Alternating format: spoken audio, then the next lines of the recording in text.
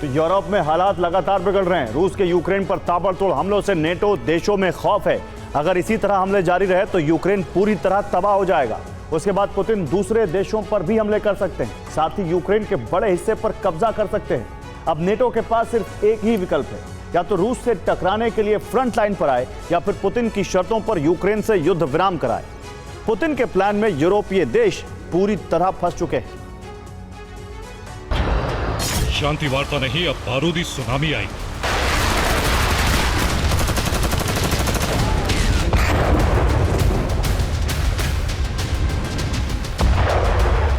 युद्ध विराम नहीं, अब एटमी संग्राम हो।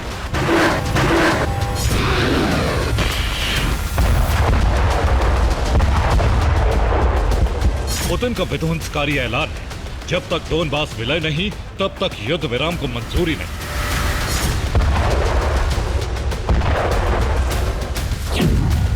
और अब यूरोप में 3 समीकरण बन रहे हैं। पहला विकल्प है कि यूक्रेन का संपूर्ण खात्मा, दूसरा विकल्प है रूस नाटो में टकराव, तीसरा विकल्प है फिर से शांति वार्ता की कोशिश। पहले दूसरे विकल्प की संभावना ज्यादा है, जबकि तीसरे विकल्प की उम्मीद ना के बराबर है।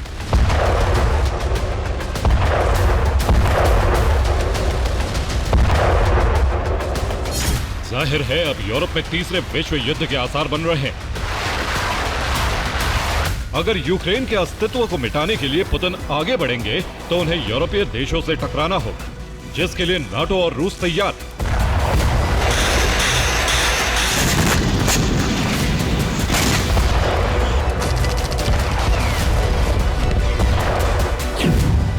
ऐसी आशंका है आज रात रूस कीव पर बहुत बड़ा हमला कर सकता है, जिससे ज़ेलेंस्की आत्मसमर्पण को मजबूर हो जाए या फिर देश छोड़कर भाग जाए।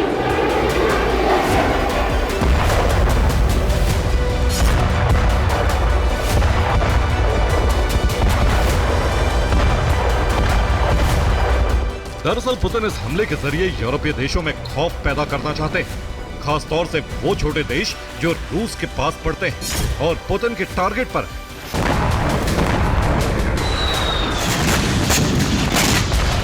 अगर ज़ेलेंस्की ने सरेंडर कर दिया तो बाल्टिक सागर के पास पड़ने वाले छोटे देश खुद भी सरेंडर की स्थिति में आ जाएंगे, क्योंकि जब यूक्रेन जैसा बड़ा देश रूस के सामने नहीं टिक पाया तो बाल्टिक देश कैसे मुकाबला कर पाएंगे, फिर चाहे नाटो कितना ही आश्वासन क्यों न दे।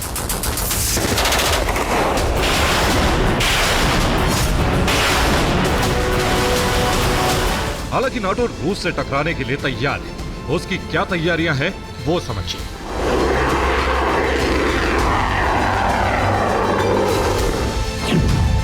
नए हथियारों का प्रोडक्शन शुरू कर दिया है, बाल्टिक और नॉर्डिक देशों में सैन्य ठिकाने बनाए, रूस के पास लगातार युद्ध अभ्यास किया जा रहा है, यूरोप में एटमी बेस बढ़ाने की तैयारी है।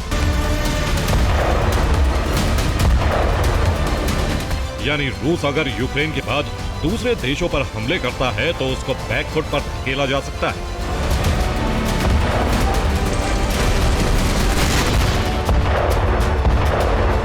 हालांकि से पहले टारगेट पूरा किया जा सके।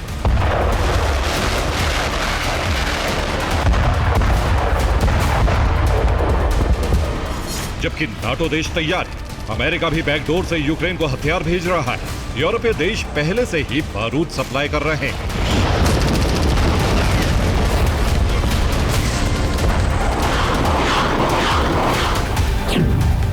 अब युद्ध का विस्तार हुआ तो पूरा यूरोप एपिसेंटर बन सकता है, जिसमें सीधा टकराव रूस और यूरोप के बड़े देशों में हो सकता है, जिसमें ब्रिटेन, फ्रांस और जर्मनी पहले नंबर पर है।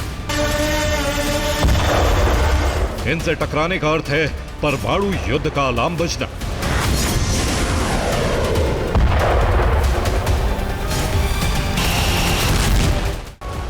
अगर देखा जाए तो यूरोप में जो कुछ भी चल रहा है उसके लिए अमेरिका जिम्मेदार है।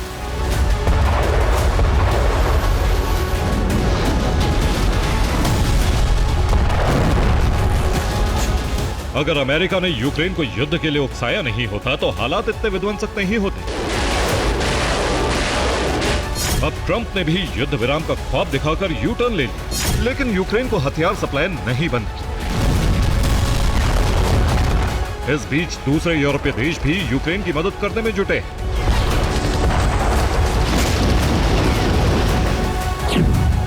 इस लिस्ट में पहले नंबर पर ब्रिटेन है, जिसने अभी तक 71,156 करोड़ की मदद की। दूसरे नंबर पर जर्मनी है, जिसने 50,816 करोड़ के हथियार यूक्रेन को भेजे। तीसरे नंबर पर फ्रांस आता है, जिसकी तरफ से अब तक 38,624 करोड़ की मदद की गई। चौथे स्थान पर पोलैंड का नाम है, जिससे 31,512 करोड़ की सैन्य मदद यूक्रेन को मिली। नीदरलैंड्स ने भी 20,331 करोड़ की सैन्य मदद यूक्रेन को दी। स्वीडन ने अब तक 13,216 करोड़ के हथियार यूक्रेन को भेजे हैं और डेनमार्क भी 10,166 करोड़ की सैन्य मदद कर चुका है।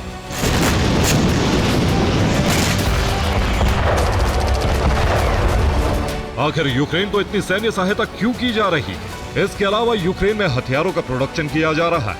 कई देश तो वेपन प्लांट लगा रहे हैं।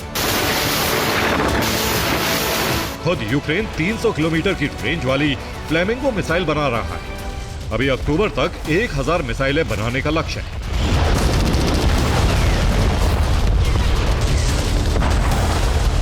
यूक्रेन की सैन्य मदद पर पुतिन का पारा बढ़ गया।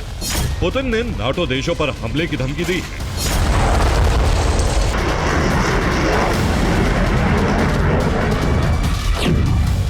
यूरोप में टारगेट फिक्स हो चुके हैं। अब नाटो पर ओरेशनिक प्रहार करने की बारी है।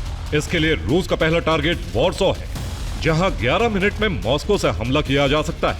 मॉस्को से वॉर्सो की दूरी 1170 किलोमीटर है। दूसरा टारगेट जर्मनी की राजधानी बर्लिन है, जिसकी मॉस्को से दूरी 1505 किलोमीटर, जहां 15 मिनट में मिसाइलें पहुंच सकती है।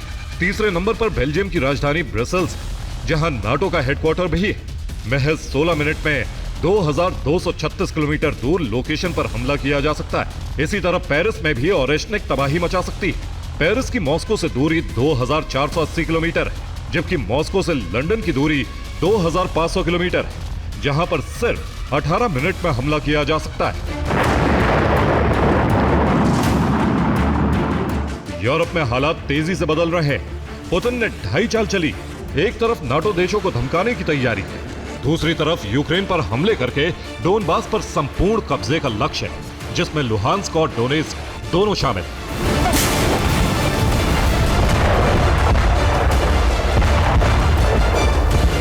हालांकि ये सिर्फ यूक्रेन की समाप्ति का पहला चरण है। इससे आगे यूक्रेन के दूसरे इलाकों पर भी रूस कब्जा करेगा।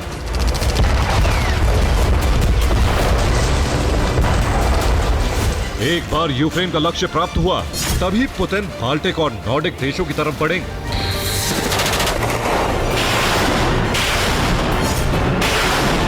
इसको लेकर यूरोपीय देशों में हड़कंप मच गया, इसलिए पुतिन को यूक्रेन में ही रोकने की तैयारी की जा रही।